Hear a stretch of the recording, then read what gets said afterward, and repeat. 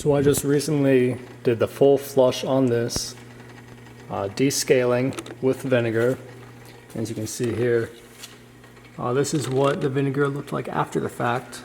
Of course, these all started off clear, and there's a significant amount of residue and lime scale that was taken off the water heater and now is contained in there.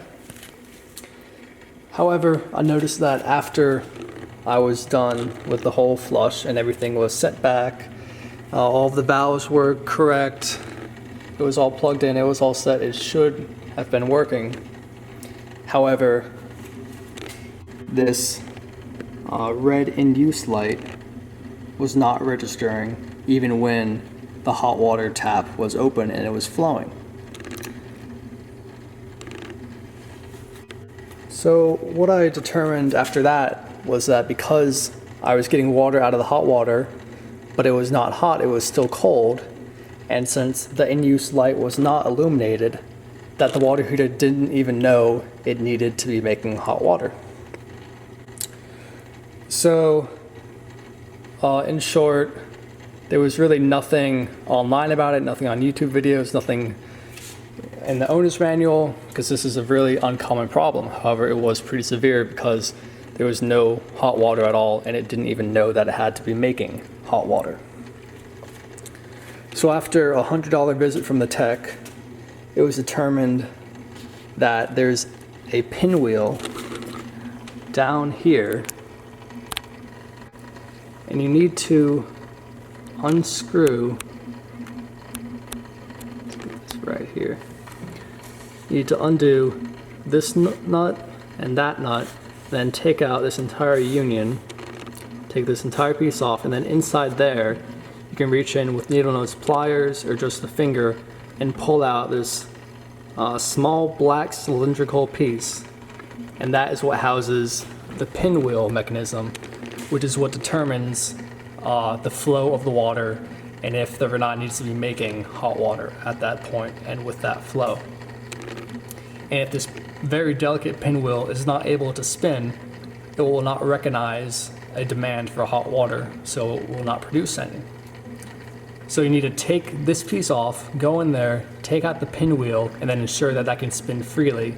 And they usually recommend that you just blow through it and see if it'll spin with that. We just rinsed ours out with cold water, blew through it, ensure that there's no lime scale or residue buildup in there that was preventing it from spinning. And then that solved the problem of it not registering with the in-use light. So after that was done and everything was set back, we just simply did a hard reset, which is done by simply unplugging the Rinnai for about like 15 seconds.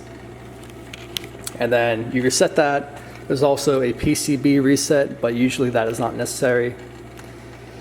And after that was back in, all the valves were correct and everything, they should all be in line. That means that they are open. Then it was working correctly. However, I was also informed by the tech that Rinnai doesn't even offer the descaling solution, or rather the descaling visit or service call for that. But they used to charge about $200 for it, and now they have been recommended by Rinnai to not do that call unless they get an LC error code, which means the lime scale buildup needs to be serviced and flushed out. And apparently this is due to the fact that when you're running vinegar through the pump and you're getting some pressure through there, that it can actually corrode the interior walls of the heating system and the heat exchangers, and that can thin them down and thin them down and thin them down. And that can be pretty detrimental if it's continuing to be done. However, I've had this Rinnai for a number of years, and I figured that it was about time to give a good flush, and this was before I heard that they don't even do it anymore.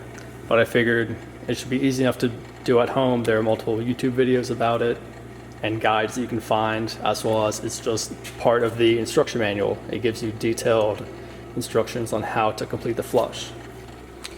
So I would recommend the flush because it does help with some efficiency and reduces the wear and tear on the heater by making it work less and become more efficient.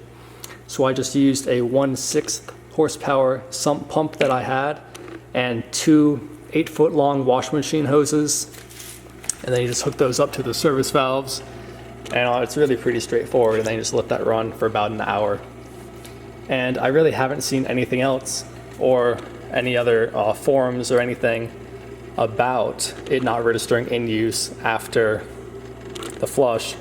However, now you know if that happens, you can save yourself a visit from a tech and simply undo some of these bolts and then reach in there and ensure that the pinwheel is clean and freely spinning. So hopefully in the least this will save you guys that $100 visit from a tech, and hope that could have helped out.